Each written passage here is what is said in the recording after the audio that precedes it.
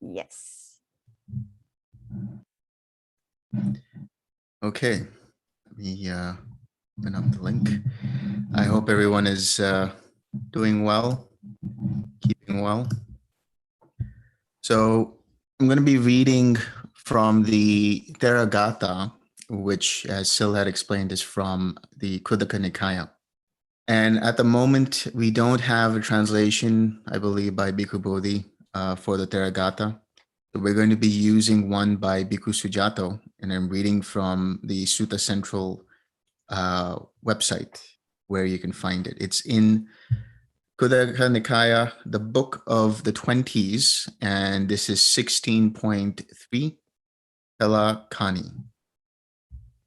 And so as Sil had mentioned, Telakāni was a brahmin, and he was on the lookout for the Dhamma. He was on the lookout for understanding how to deal with his different hindrances and different defilements, as we'll see when he lists them. So I'll start now. For a long time, sadly, though I keenly contemplated the teaching, I gained no peace of mind. So he says here, I keenly contemplated the teaching. And the original does say Dhamma, but what we have to understand is Dhamma has different meanings depending upon the context. And here the Dhamma is really the teaching that he was learning in terms of being a Brahmin.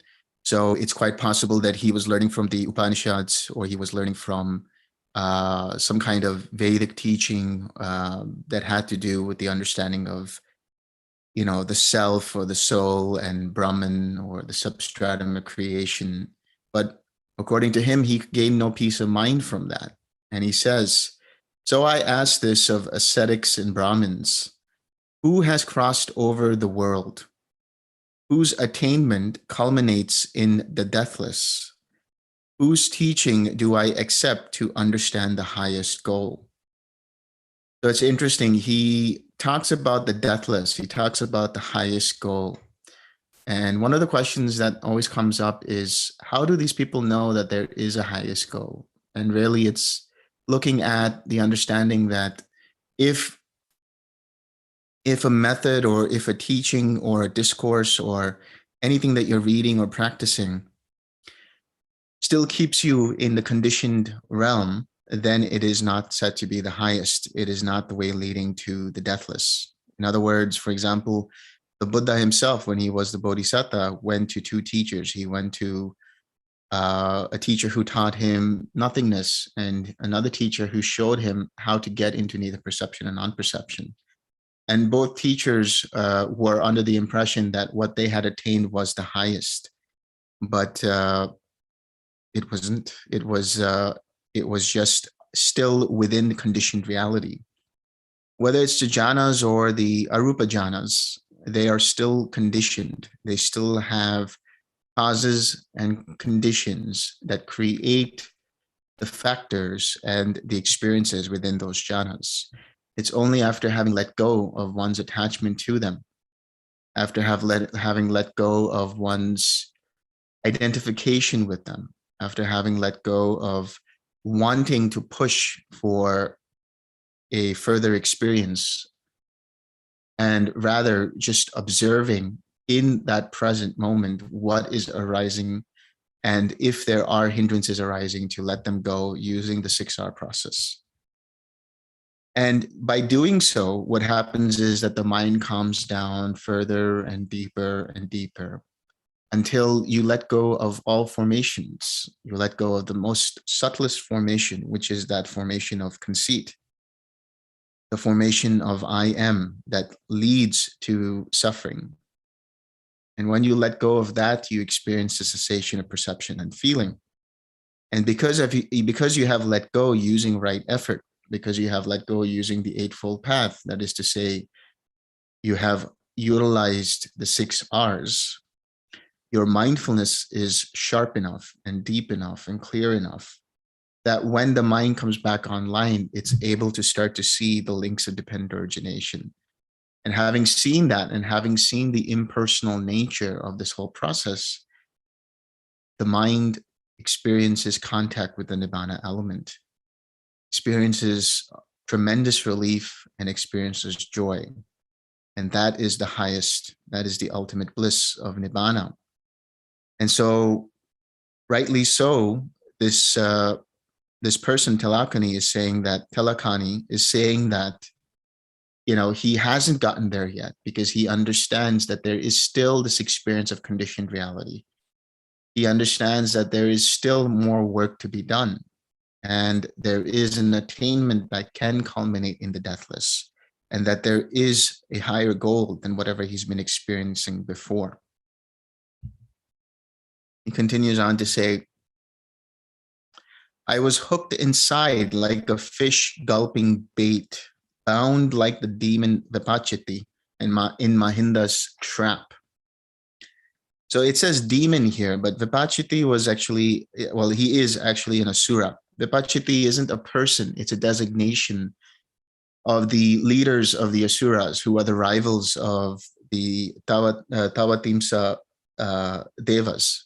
And Mahinda is another name for Indra, which is known as Saka, or who is known as Saka as well in the sutta. So he has the name Indra or Inda, and Mahindra or Mahinda.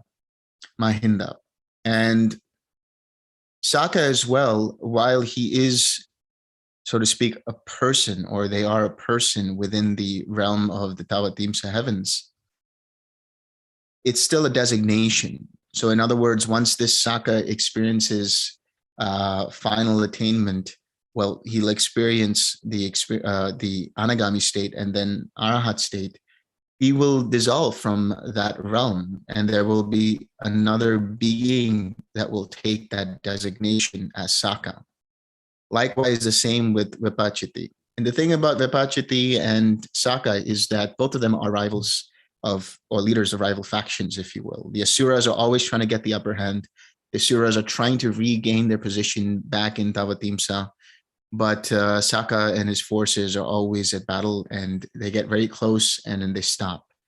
And so it's understood, traditionally speaking, that when there is more unwholesomeness within the realms, especially within the earth realm and so on, within this human realm and so on, that the asuras have an upper hand. And then when there's more wholesomeness, the Tawatimsa devas have the upper hand, and so on. But there's always this clash between them. And a little interesting side note is Saka, he actually fell in love with Vipachiti's daughter, and so he is married to her. And so Vipachiti is actually his father-in-law, so to speak. So it says here, I was hooked inside like a fish gulping bait. And when I read this, I recalled something that I had written to another meditator.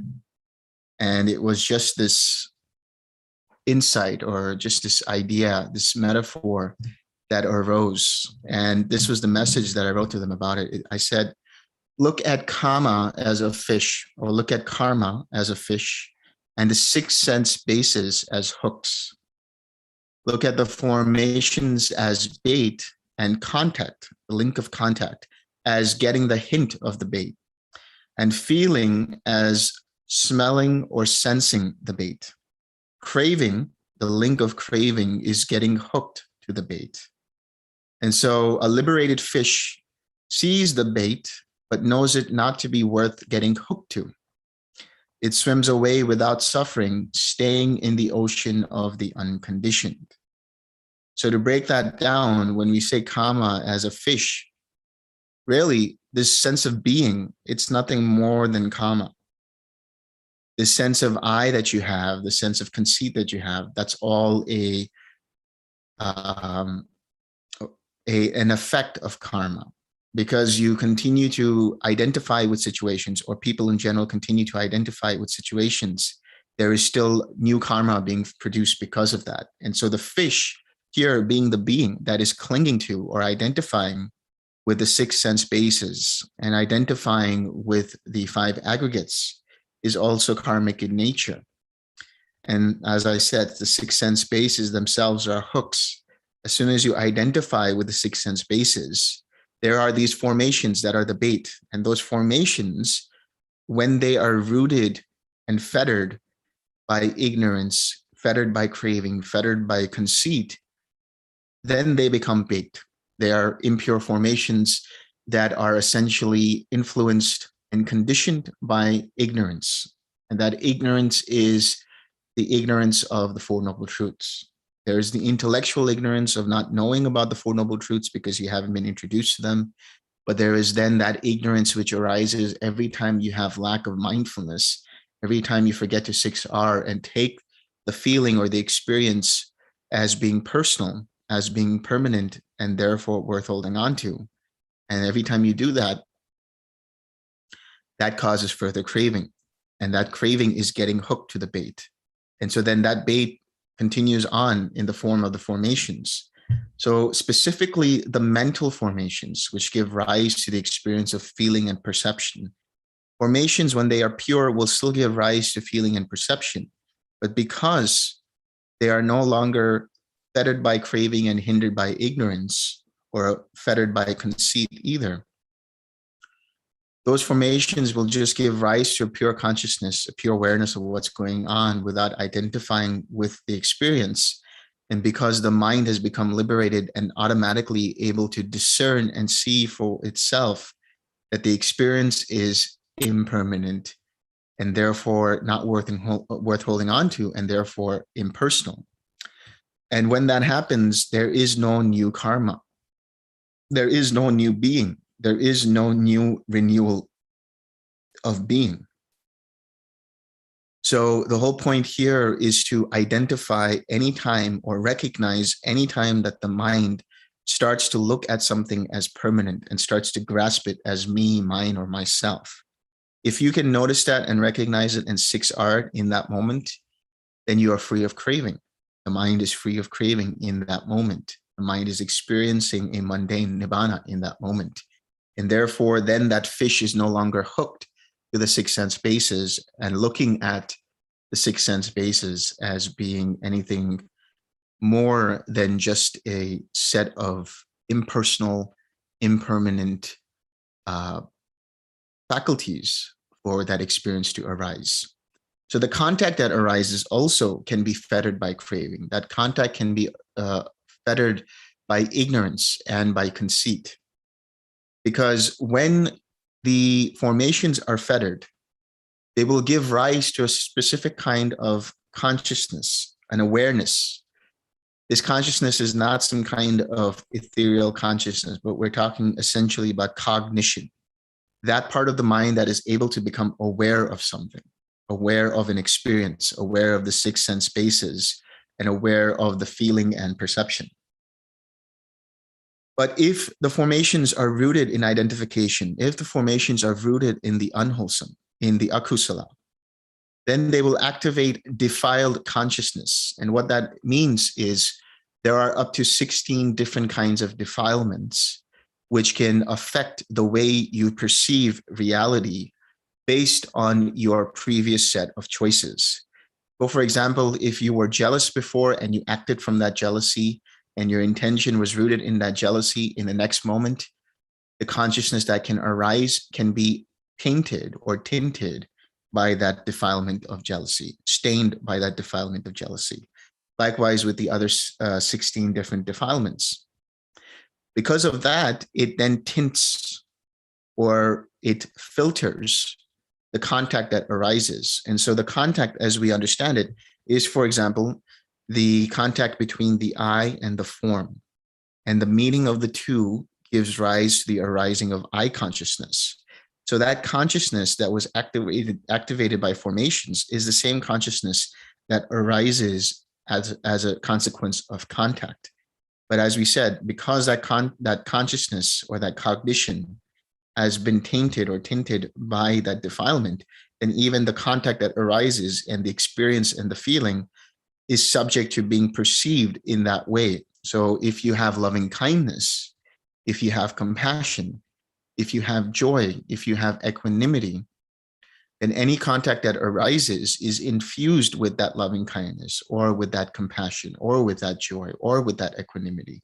And so the experience, the feeling, and the perception is infused with one or more of those Brahma Viharas. And because of that, you are not having any ill will in that moment. You're not having any cruelty in that moment. You're not having any jealousy in that moment. You're not having any agitation and restlessness in that moment.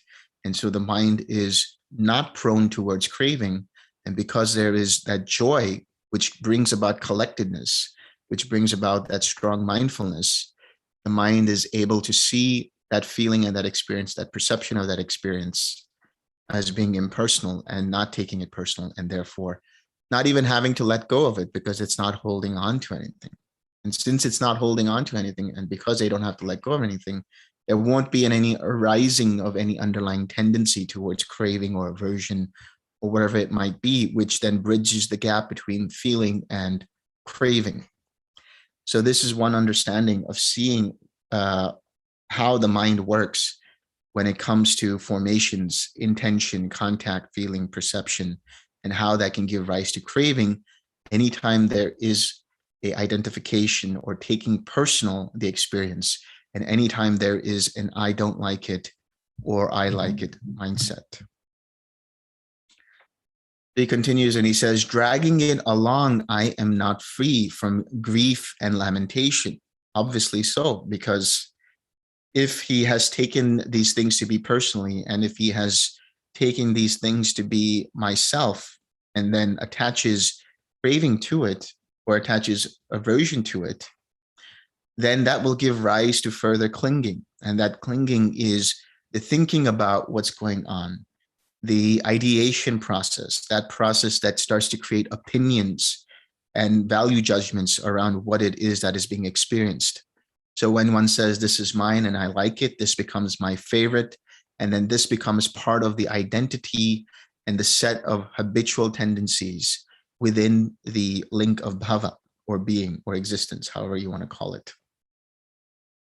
And because that clinging then gives rise to bhava, that bhava can give rise to the birth of action. That birth of action being rooted in the unwholesome or being rooted in craving will ultimately give rise to suffering in the form of grief and lamentation, in the form of despair, in the form of anxiety and restlessness. So he says, who will free me from bonds in the world so that I may know awakening? What ascetic or brahmin points out what is frail, points out what is unessential, that is to say, what is not worth holding on to? Whose teaching do I accept to sweep away old age and death? So old age and death here, that is inevitable. Aging is inevitable. Death is inevitable at some point or another. But what is preventable is the fear of old age, is the identification with the aging process, the fear of death, the identification with the five aggregates, namely form, because that's where one identifies and tries to prevent or suppress the aging process through all kinds of modern techniques like plastic surgery and all kinds of other things like that. And death, being identified with the body and seeing that there's a dissolution of the body, there is a fear of death. When you let go of identification completely with the five aggregates, when you let go of clinging completely of the five aggregates, then there is no longer any fear of old age and death. And you come to the deathless, which is nibana, which is another name for nibana, because nibana is unconditioned. Nibana is without conditions. Nibana is that process from which you have, or that process which arises, let's say, that experience which arises after having deconditioned the mind of all of these fetters of identification and conceit, of craving and aversion and ignorance and so on. So Nibbana being deathless is because there is no more birth. In that process of dependent origination, there is no more renewal of being, and therefore there is no more birth. And if there is no more birth, there is no more death either. There is no more ending. And so that is the deathless.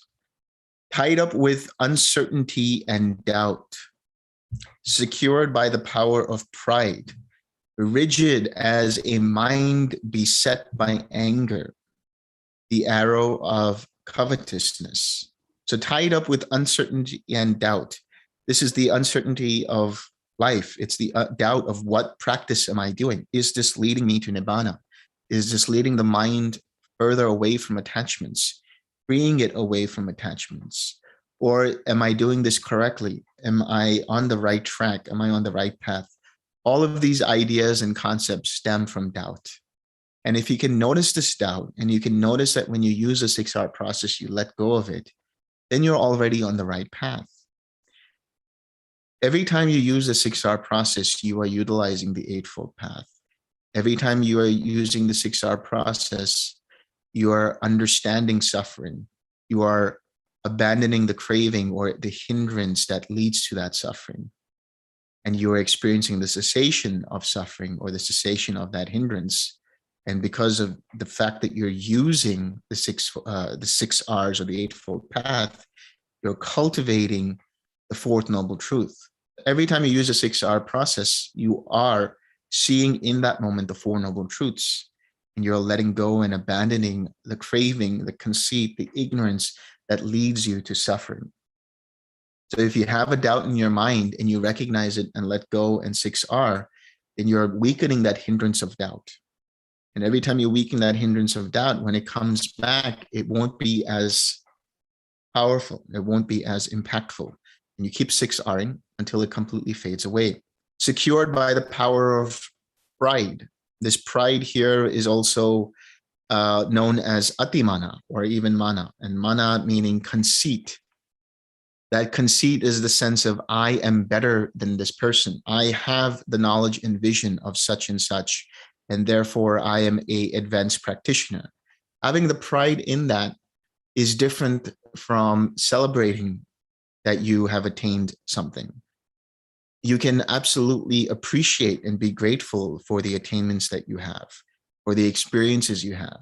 But every time you identify with those experiences, every time you identify with that and make it a big deal, as Bhante would say, then you are coming into the territory of conceit. And when you do that, you lose your mindfulness. And when you lose your mindfulness, you are no longer attentive to the present.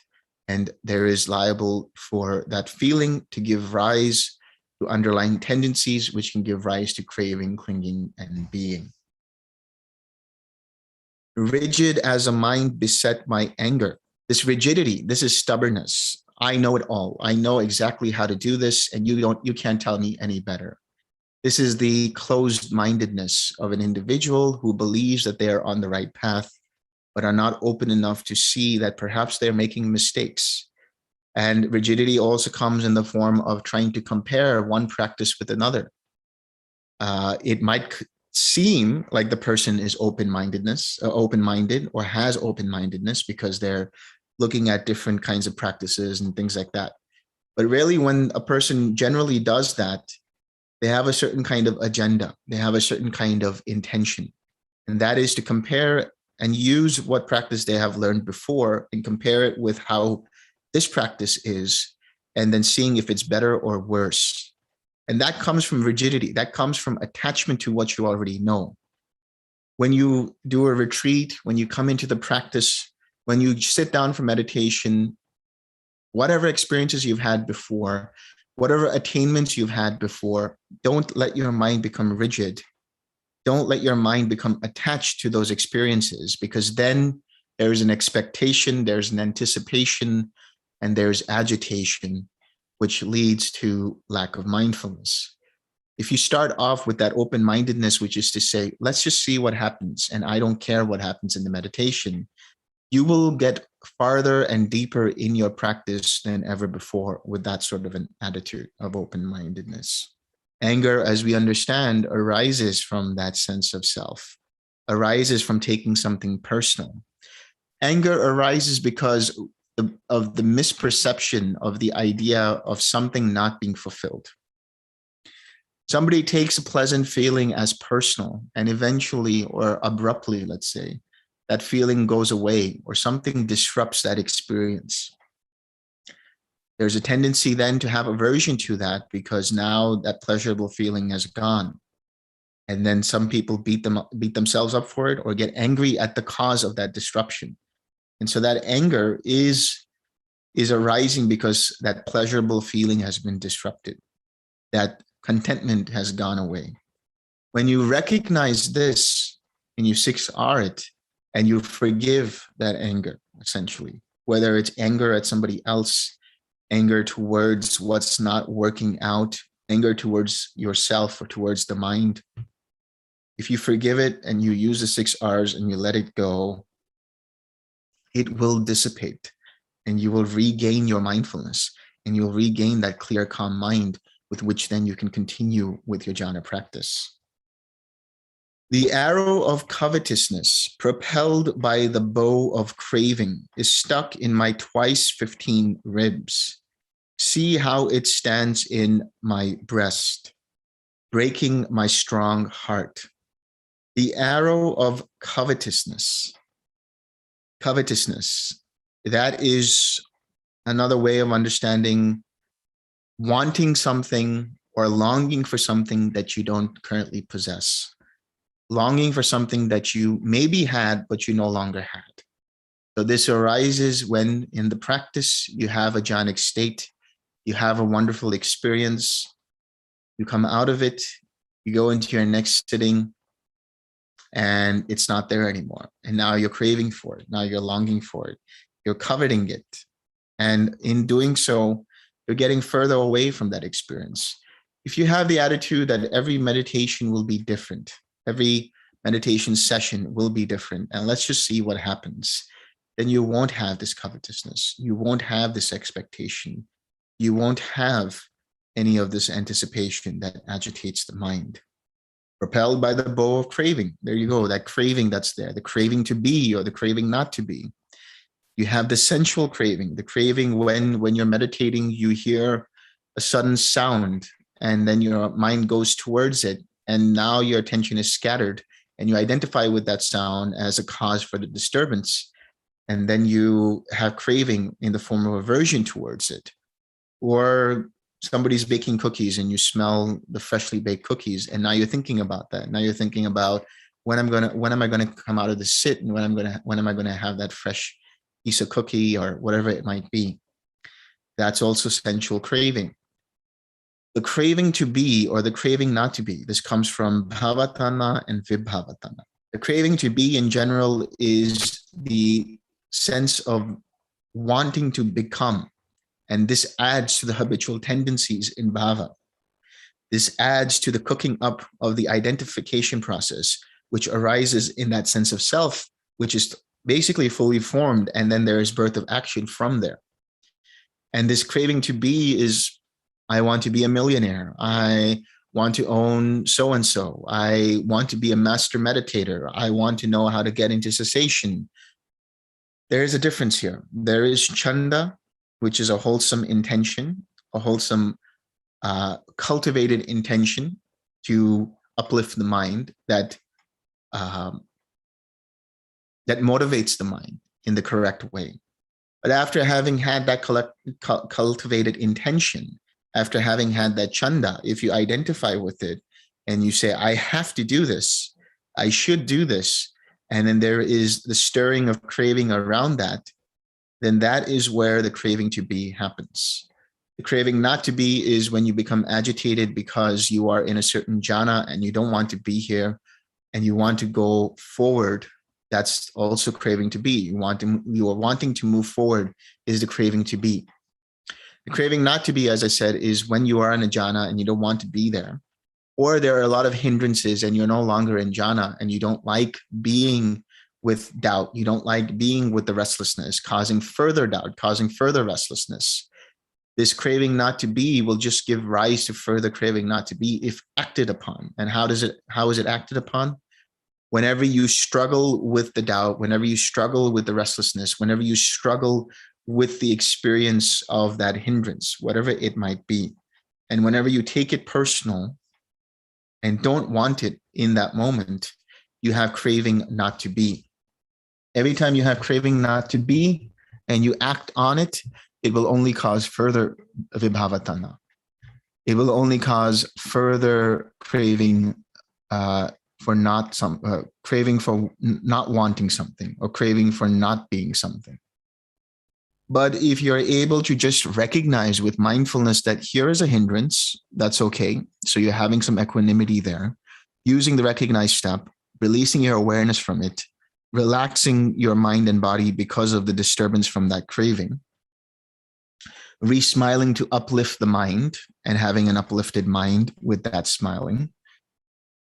And then returning back to your object, you have regained your collectedness and you repeat with equanimity. Equanimity there is, okay, so this has arisen, whether it's something that is wholesome or unwholesome, whether it's something that's good, bad, or indifferent.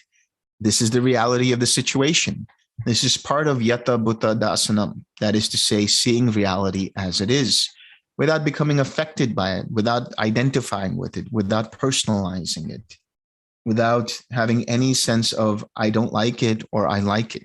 Just aware that it is there, and then using the 6R process, if it's a hindrance or whatever it might be. Is stuck in my twice 15 ribs. I really don't know what this could mean, because as I understand it, technically, medically speaking, I just looked it up. There's something like 24 ribs, but some people might have more. So maybe Telakāni had, 30 individual ribs, who knows? And see how it stands in my breast, breaking my strong heart. Speculative views are not abandoned. They are sharpened by memories and intentions. And pierced by this, I tremble like a leaf blowing in the wind. Speculative views. What are those? Speculative views are basically the 6 different kinds of views that I've talked about recently in the past. And those are different kinds of views that were present around the time of the Buddha. And briefly put, they're basically views about eternalism, views about materialism, that there's only this body, and so one identifies with the body, or views of fatalism, that nothing that I do in every given moment has an effect, and therefore everything is predetermined, which is in violation of the Dhamma, because as we understand, intention is karma, and our intentions give rise to a consequence. And so there is choice in every given moment, even if it has been conditioned by previous intentions.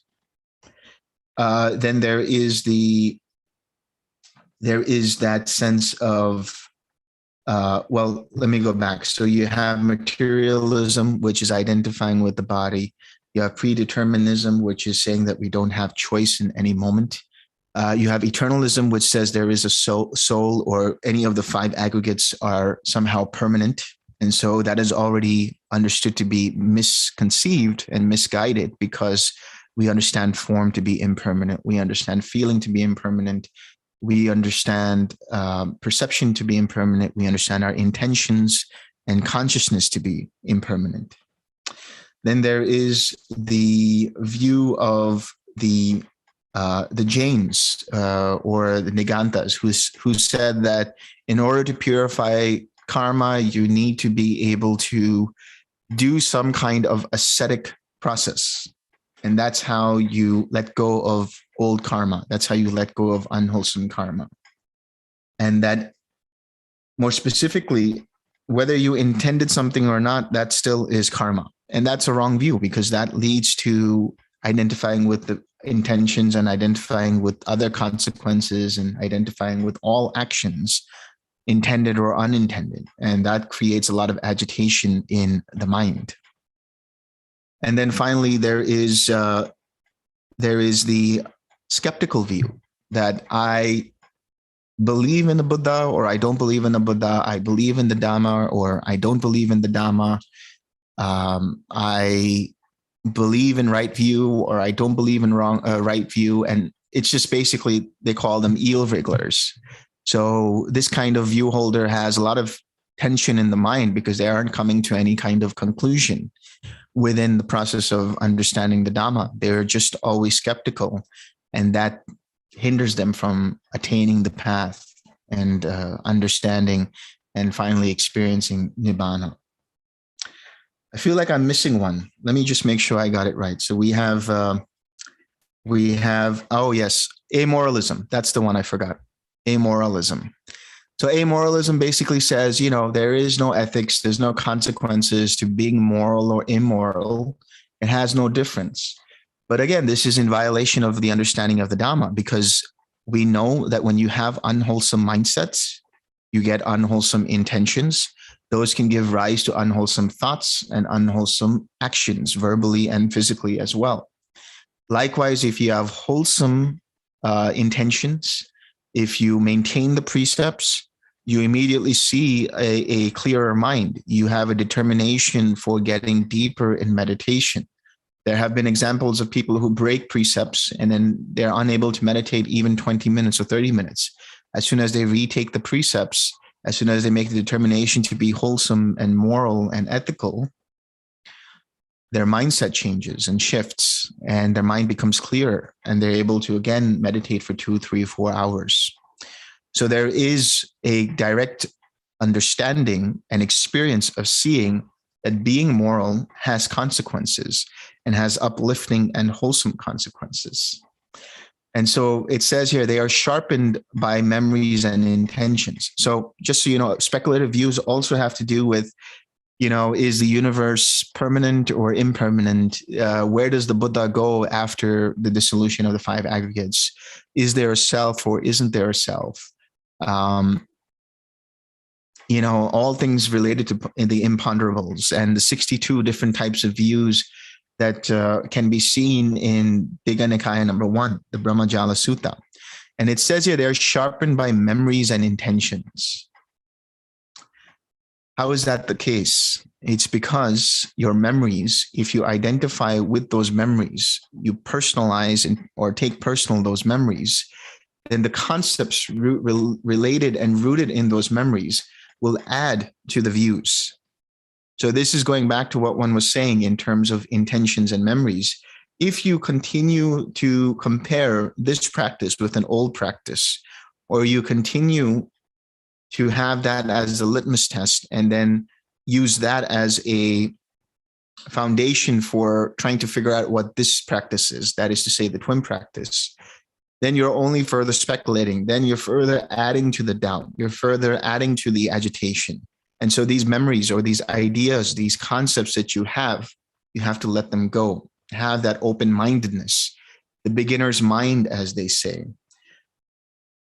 Everything that you're experiencing up until this point is a consequence of things you did mentally, verbally, physically in the past. And everything that's going to happen in the future is a result of what you are thinking, speaking, and acting in the present moment. So your memories, in that sense, if you identify with the mental processes, if you identify with the perception and feeling in the present moment, then that identification process is liable to bring up all of these preconceived notions. And that gives rise to speculative views, that gives rise to clinging, that gives rise to conceptual or mental proliferation, that papancha. Papancha is nibana. Nibana is that mind that is void of all proliferation. And this proliferation arises because you have a reaction to something based on your judgment from the past, or your judgment or ideas and conceptualizations that are rooted in ideas of the past. As soon as you let go of that identification process, as soon as you let go of all of those things, then you are seeing reality as it is. There is no longer this filtration process in which you see that person as always being this person, seeing this event as always being this event. In other words, there's a tendency for people who are untrained to generally see their father a certain way, generally see their mother a certain way, generally see their sibling a certain way, generally see a friend a certain way. And because of that, or their spouse a certain way. And because of that, they act in a way based on that prejudgment. But letting go of memories of that and seeing reality as it is and becoming aware and attentive to that moment in that experience of whatever the person or people are saying to you, and acting and responding from wisdom, that is to say, a mind void of proliferation, a mind without that filtration process of judging, then you act in a way so as not to cause further karma. Because then you are rooted in right speech. You are rooted in right view, right intention, right speech, right action. And because of that, anytime your actions are rooted in the Eightfold Path, they will not cause new karma. In fact, they will cease the old karma as it is understood. Having arisen within, what belongs to me burns quickly in that place where the body always heads with its six sense fields of contact. Having arisen with me, what belongs to me burns quickly. So that sense of self, that idea that this belongs to me, this body belongs to me, these feelings are mine, these perceptions are mine, that person is mine, this house is mine. All of these ideas are quickly generating underlying tendencies towards conceit, underlying tendencies towards being an identity, underlying tendencies towards craving and aversion, underlying tendencies towards views and doubt, and underlying tendency toward ignorance. When that happens, the mind lacks the mindfulness when there is contact with the six sense bases. When there is a lack of mindfulness, a lack of wise attention, yoniso manasikara, which is to see things as they are, not to get caught up on them, not to take them personally, not to see them as me, mine, or myself, and rather seeing them as an impersonal process, then you are letting go of the underlying tendencies by your non-reactivity to that situation. But if you do, then what burns quickly is that karma, or the craving that gives rise to that karma and new karma, that craving, clinging, and being that gives rise to the new karma. And that is what burns. And as we understand nibana to be the quenching of the fire, quenching of the thirst, it is the no fire. That is to say, the fires of hatred, delusion, or greed, hatred, and delusion. And then he says, I don't see a healer who can pull out my dart of doubt without a lance or some other blade. In other words, this doubt is something that can only be removed when one hears the voice of another, the voice of a Buddha or the voice of the suttas, and is able to then apply the practice and let go of that doubt after having seen for themselves how effective this process is. It's only then you have the actual, let's say, faith or conviction in the Buddha, in the Dhamma, and in the Sangha. Without knife or wound, who will pull out this dart that's stuck inside me without harming any part of my body? He really would be the Lord of the Dhamma, the best one to cure the damage of poison. When I have fallen into deep waters, he would give me his hand and bring me to the shore. I've plunged into a lake and I can't wash off the mud and dirt. It's full of fraud, jealousy, pride, dullness, and drowsiness. Fraud, jealousy, and pride. These have to do with the defilements, as I was talking about, the 16 defilements. When you talk about fraud, what that means is really hypocrisy. It's thinking that you know what is right and doing it, or thinking or knowing what you know is right and not doing it. So it's also, in a sense, fooling other people, deceiving other people, and obviously being false in your speech, false in your actions, false in your behavior. This only gives rise to further doubt in your mind. Anytime you tell a lie, it strengthens the hindrance of doubt. And so fraud can give rise to hypocritical teachers. It can give rise to people who speak something and do something else. And if they continue down that path, it will lead to a lower realm. Jealousy. This jealousy is the jealousy of another person's success, is another person's attainment, or another person's being uplifted and attaining some jhana or something else. That arises from comparison. And that is that mana, that is that pride or ati mana, but that is also the conceit that compares with this sense of self and the idea that there is another sense of self, And so myself is better or myself is lower. And the idea that myself is lower is that insecurity, which gives rise to jealousy. And so that conceit, when you hear of other people's attainments, will give rise to the idea, well, I'm only here and that person is there. What can I do? And you become jealous of the other person, and that can give rise to anger, that can give rise to resentment, or that can give rise to further self-hatred. In either case, both are the wrong ways of dealing with it. Instead, the best antidote for jealousy would be the feeling of mudita. Now, mudita is really, the quality of mudita is joy, as we understand. It's a contented joy. On the external plane, that is to say, when you're dealing with people, the joy that you experience when you celebrate their success, their wholesome success, their success in the Dhamma, that's empathetic joy. That is the mudita. But the quality of it when you experience it in the meditation is just this experience of joy. And that's a wonderful antidote to deal with this insecurity. And of course, if you need, you can forgive the judgments that are coming towards yourself or towards others. Dullness and drowsiness, this is sloth and torpor.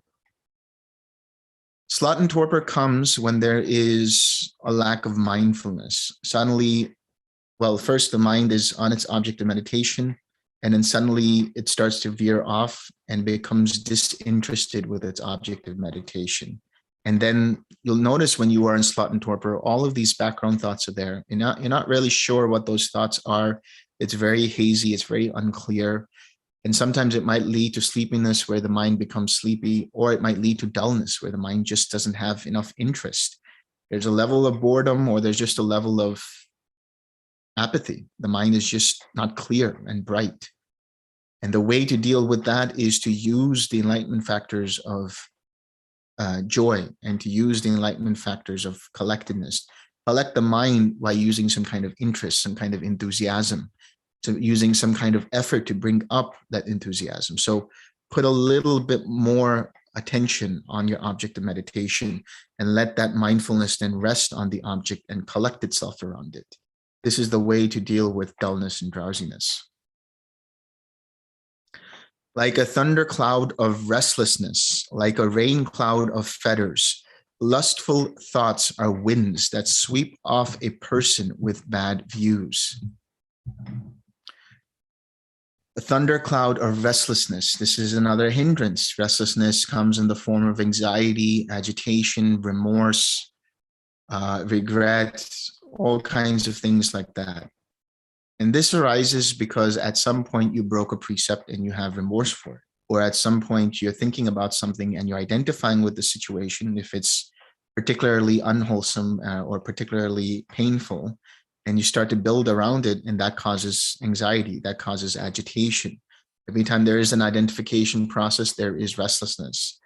That's why one says that when conceit, the fetter of conceit is destroyed, along with it is the destruction of the craving the craving for form realms, or the craving to be in form realms, and the craving to be in formless realms, and the fetter of restlessness.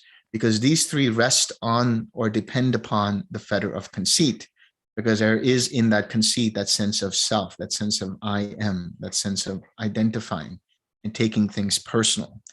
But as soon as you see things as being impersonal, who then is there to take it as my anxiety? Who is there to take it as my agitation? Now you just see that as a painful feeling, painful mental feeling. You use the 6R process to let it go, and you relax into it. And then you start to see that dissipate. You start to see that fade away. And all there is now is a clear mind, void of any kind of restlessness. When you start off with your practice, there will be some form of restlessness in the form of movement in the mind. And so this is another kind of restlessness that arises because the effect of having not maintained precepts, the effect of breaking precepts. And it's bound to happen until you destroy the fetter of restlessness completely. At that point, then there is complete stillness in the mind. It's a mind that is completely empty and cavernous. Lustful thoughts are winds. Yeah, lustful thoughts, whether they're thoughts of craving, thoughts of aversion, or thoughts of identification, they sway the mind. They sway the mindfulness away from the object of meditation, and they sweep off a person with bad views. So these bad views can be views about oneself. Oh, I'm a terrible meditator, or views like, how come I wasn't able to do this, or other views that lead to the speculative views, as we were talking about earlier. But as soon as you identify and start to judge yourself, judge the mind, then you're leading towards those bad views. If you recognize in that moment and then you use the 6-hour process and let it go, relax into it and come back to a peaceful mind, then you let go of the craving, you let go of the aversion, you let go of those bad views. The streams flow everywhere. A weed springs up and remains. Who will block the streams? Who will cut the weed? So here, as I understand, he's talking about the streams that are to do with the asavas. The weed that springs up are the asavas. Those are the 3 taints. Who will block the streams? Who will cut the weed? That is to say, who will let go and completely destroy the taints? The taints here being the taint for sensual desire, the taint for desire of being, and the taint of ignorance. Every time you take something personal and you crave for something in the way of your 6 sense bases, you are feeding into the taint of sensual desire. Every time you have a desire to be and you beat yourself up for not having been there, for example, wanting to be in a jhana and not being in a jhana, or every time you have a desire to be something, even if it's wholesome or not wholesome, well, specifically, even if it's wholesome, rather, then you identify with that process, and that can create craving, all kinds of mental proliferation around that. The energy of that feeds back to the taint of the desire for being. And every time you forget to 6R, every time you have lack of mindfulness, every time in that experience of feeling and perception, you hold on to it, take it personal, and you identify with it and have that craving mind, you are essentially not aware of the 4 Noble Truths in that moment. You are ignoring the 4 Noble Truths in that moment. Every time that happens, you are feeding back energy to the taint of ignorance. Venerable Sir, build a dam to block the streams. Don't let your mind-made streams cut you down suddenly like a tree. Build a dam. What is that dam? That is the dam of mindfulness. Every time you have wise attention, every time you see things as they really are with equanimity, without becoming agitated, understanding, okay, here is an unwholesome experience. Here is a painful experience. Here is a wholesome experience. Here is a pleasant experience. Here is a neutral experience. Here, there is a lot of disturbance. Here, there is no disturbance. Doesn't matter. Whatever it might be, the mind is just seeing it and saying, okay, here it is. If you have that kind of attitude, you have equanimity. And if you have that equanimity, the mind won't react and strengthen the underlying tendency that arises in reaction to that particular experience or that quality of the experience. And therefore, there won't be craving, clinging, and being, and then further birth of action and suffering.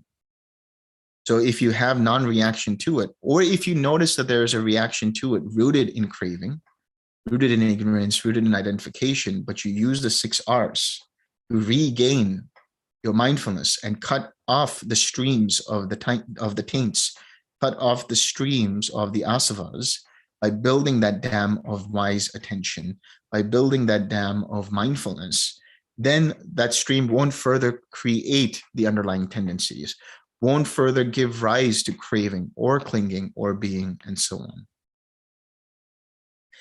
This is how the teacher whose weapon is wisdom. What is wisdom? Wisdom is the understanding of dependent origination, the understanding of the 4 Noble Truths, the understanding of the 3 characteristics of existence. That weapon of wisdom, surrounded by the Sangha of hermits, was my shelter when I was full of fear, seeking the far shore from the near. What is that fear? That fear arises specifically, for example, in the seventh or eighth jhana. It arises in the ayatana of nothingness or neither perception or non-perception. Just as you're letting go of conceit, letting go of the formations that are identifying with the experience, and you're deep in the quiet mind, a sudden fear arises. What if I die? And that thought of what if I die is arising because of a sense of self, a misperceived, misguided sense of self. The mind has become so used to having conceit in identifying with everything that it's afraid to let that go and thinks that it will die. But so what? It actually will die. The mind is dying in every moment anyway. It arises and passes away. Your six sense bases arise and pass away. The consciousnesses to it arise and pass away. There's birth, death, birth, death, birth, death. So all that's happening there is there's just this death of feeling and perception. There's the cessation of perception and feeling and consciousness. And letting go of that fear, you come to the far shore. You come to nibana when you see the links of dependent origination and experience nibana. As I was being swept away, he gave me a strong, simple ladder. That is the Eightfold Path, made of the heartwood of Dhamma. And he said to me, do not fear. I climbed the tower of mindfulness meditation, the Satipatthanas in this case, but essentially observing how mind's attention moves from one object to the other. That helps you clarify the mind. That helps you to see if there is craving in the mind. That helps you to see if there's aversion in the mind. That helps you to see if there's identification in the mind. And you let that go with the 6R process and check back down at people, so worldlings or people who are untrained, delighting in identity, people taking things personal, people relishing in this or that because that is mine, me, or myself, as I had once obsessed over in the past.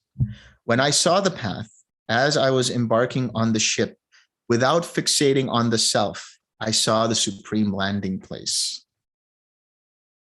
When I saw the path, meaning now he was seeing how this was leading towards cessation, as I was embarking on that ship towards nibana, to the other shore, without fixating on the self, without identifying with any of the factors of the jhanas or the ayatanas, without identifying with the experience of quiet mind or the sightless state or any other state that's arising. And when you don't fixate a sense of self there, and you just see things as they really are, without a concern, with deep disenchantment, you're no longer concerned, you're no longer interested in anything that's arising because you've seen that, you've done that, you've been there before, and it no longer excites the mind. Then that gives rise to deep dispassion. And then there is the final letting go, and there is the experience of cessation, and then the supreme landing place of nibana. The dart that arises in oneself and that which stems from attachment to rebirth, he taught the supreme path for the canceling of these. In other words, the dart that arises in oneself, that is the craving, that stems from attachment to rebirth, that stems from the attachment to the I, the sense of this is me, this is mine, this is myself. That has been canceled because of the Eightfold Path, because of doing the practice, because of doing the 6 R's. Every time you do the 6 R's, you are little by little letting go of the attachment to rebirth, letting go of the identification process, letting go of taking things as personal. And therefore that dart that arises in the mind, which is the dart of craving, dissipates and goes away and weakens until there is the remainderless fading away of that. For a long time, it had lain within me. For a long time, it was fixed in me. The Buddha cast off the knot, curing the damage of poison.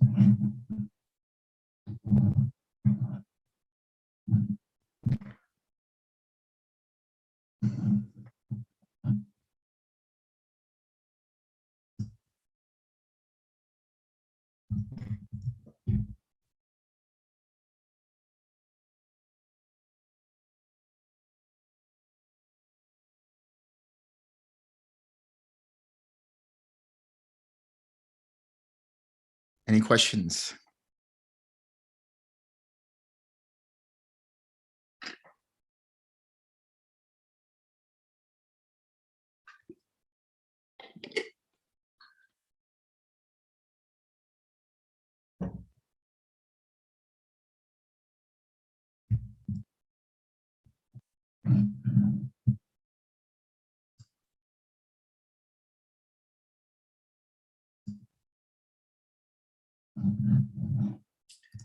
So I take it everybody understood the sutta or the poem. And now I'd like every one of you to recite it back to me with everything I've said.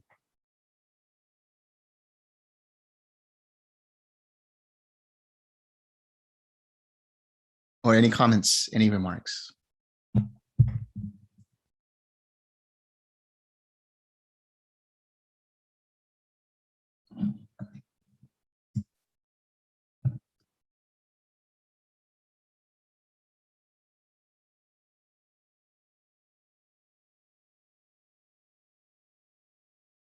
Okay, good. I guess this is one of those times, rare times when everybody seems to have understood it or just reflecting on it. So we'll leave it at that.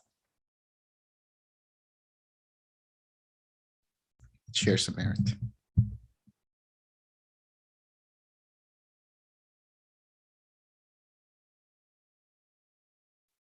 May suffering ones be suffering free, and the fear-struck fearless be. May the grieving shed all grief, and may all beings find relief. May all beings share this merit that we have thus acquired for the acquisition of all kinds of happiness. May beings inhabiting space and earth, devas and nagas of mighty power, share this merit of ours. May they long protect the Buddha's dispensation. Sadhu, sadhu, sadhu.